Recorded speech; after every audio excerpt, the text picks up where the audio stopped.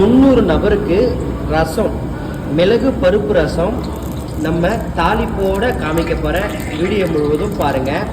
ஒரு உப்பு பற்ற வச்சு வானல் வச்சு 300 ml எண்ணெய் ஊற்றிருக்கோம். அப்படியே மிதமான சூட்டில் தாளிப்பு போட போகிறோம். இங்கே புளி தண்ணி, மஞ்சத்தூள், வெல்லம், அப்படியே புளி உரப்பு லைட்டாக இருக்கணும். கொதித்து நமக்கு புளி உரப்பு அதிகமாகணும். இதில் அப்படியே அந்த மல்லியோட தண்டு அடிப்பகுதி இருக்குல்ல, அதை இந்த மாதிரி வெட்டி ரசத்தில் போட்டு கொதிக்க வச்சு சாப்பிட்டா அவ்வளோ டேஸ்ட்டும் வாசனையும் சூப்பராக இருக்கும். இந்த புளி தண்ணியிலே உப்பு சேர்த்து கொதிக்க வைக்க போகிறோம். தாளிப்பு பாருங்கள். இது 50 கிராம் தனியாக சேர்த்து நல்லா பொரியணும்.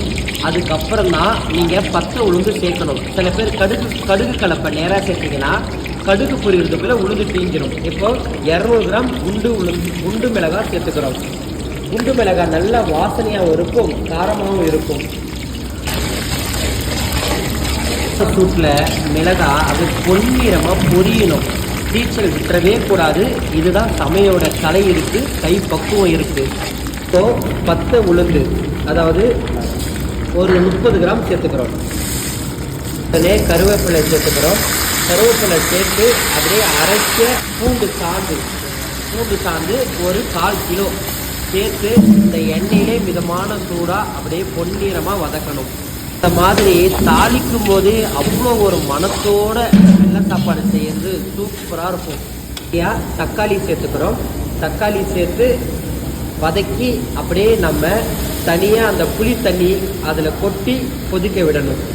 எண்ணெய், கடுகு, குண்டு மிளகாய், பச்சை உளுந்து, கருவேப்பிலை, அப்படியே தக்காளி, பச்சை மிளகாய், பூண்டு சாந்து இதை அப்படியே அரைப்பத அளவுக்கு வதக்கி இதை எடுத்து அந்த புளி தண்ணியில் கொட்டி நல்லா கொதிக்க வச்சு கடைசியாக நம்ம அரைச்ச காஞ்ச மிளகாய், மிளகு, சீரகத்தை தூவி அதுக்கப்புறம் கொஞ்சோண்டு ரசப்பொடி மேலே கொட்டி இறக்கி சாப்பிட்டா அல்டிமேட்டாக இருக்கும். ஆனால் இதுக்கு முன்னாடி ஒரு துவரம்பருப்பு சாம்பாருக்கு வேக வைக்கும் போது அந்த தண்ணியை எடுத்து வைப்போம்.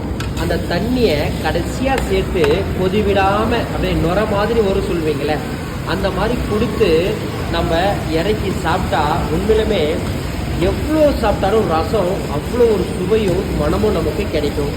மாதிரி வதக்கி ஏற்கனவே நம்ம சொன்ன அந்த புளி தண்ணி அதில் எடுத்து போட்டு கொதிக்க விடணும். உங்களுக்கு மிளகு, சீரகம், ரசப்பொடி போடும்போது, பருப்பு தண்ணி ஊற்றும் போது வீடியோவும் காட்டுறேன்.